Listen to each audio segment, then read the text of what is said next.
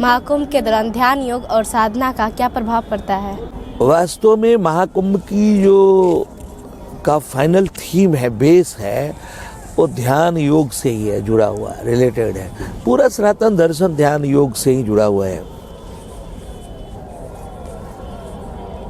ये जो कुंभ है ना, वो प्राणायाम में जो सांस लेते हैं उसको पूरक कहते हैं, और निकालते हैं उसे रेचन कहते हैं। सांस के रोकने को कुंभक कहते हैं। और अपने आप सांस रुक जाए भजन करते समय, दर्शन करते समय, कीर्तन करते समय सांस अपने आप ठहर जाए, बाहर की सांस अंदर न आए, उसको बाह्य केवली कुंभक कहते हैं। अंदर की सांस बाहर न जाए, उसको अभ्यंतर केवली कुंभक कहते हैं। और जो कुंभक शब्द है उसी से कुंभ बना है। कुंभक में सांस रुक जाती है, चाहे वो प्रयास से रुके, चाहे स्वतः अपने आप रुक जाए। तो जब सांस रुकती है ना, तो जैसे बाहर में हवा रुकती है तो मौसम वैज्ञानिक कहते हैं कि वर्षा होगी।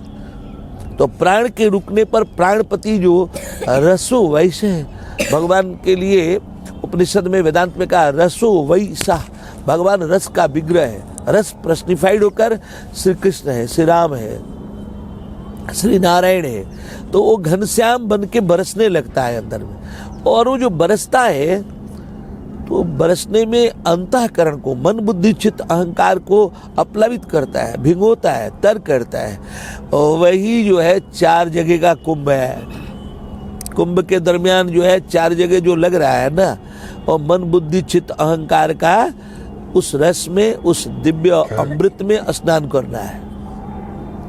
साधु अभी शाही स्नान को बदल करके शब्दावली अमृत स्नान लाया गया। ठीक है, बहुत अच्छा है, लेकिन शाही स्नान भी ठीक ही है। शाही स्नान का अर्थ है, अब चूंकि उसमें मुस्लिम शब्द का बू आ रहा था, इसलिए उसमें हटाया, अमृत स्नान लाया। और अमृत की लड़ाई हुई थी, अमृत से ही कुंभ का वो है, तो ज़्यादा और एकेडमिक हो गया। शाही स्नान भी एक तरह से ठीक ही था। उसमें चाह गई चिंता मिटी मनवा बेपरवाह, और जाको कछु न चाहिए सो सहनसा। सहनसा एक अवस्था है चेतना की, उसको जब मेंटेन कोई करने लगता है तो जो भी स्नान करे, बाथरूम में ना आएगा तो शाही स्नान है। वो फटा कपड़ा पहनेगा फिर भी जो है शाही ड्रेस है। वो सूखी रोटी खाएगा, शाही भोज है। मिजाज उसका शाही है, सहनसा है, उसको कुछ चाहिए ही नहीं। बाबा तो अंदर में अगर आपको नामामृत की प्राप्ति होने लगी, अमृत का स्राव देख लिया, अंदर में अमृत में स्नान हो गया, तो आप बाहर जहाँ भी नहाएंगे अमृत का स्नान है, अमृत वेला का स्नान है।